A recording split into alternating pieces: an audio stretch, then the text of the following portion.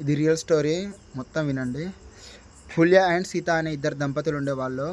వాళ్ళు ఒక తోటలో అదే వ్యవసాయం చేసుకుంటూ బతుకుతుండేవాళ్ళు. ఫుల్య అనే వ్యక్తి ఆయన మన పాల వ్యాపారం చేసేటోడు. సో సీత తన ఇద్దరు పిల్లలతో ఇంట్లో ఉండేది. తను రోజు పాలకు పోయి వచ్చినప్పుడు తనకి దారిలో ఎవరెవరో ఎదురుపడేవాళ్ళు, ఏదో రకంగా అంటే కొన్ని ఆత్మలు ఎదురుపడుతుండేవి. ఆయన వాటన్నిటిని అడ్డుకొని ప్రతిరోజు ఇంటికి వచ్చేవాడు. అలా అతని మీద ఒక ఆత్మ మనసు పాడేసుకుంది.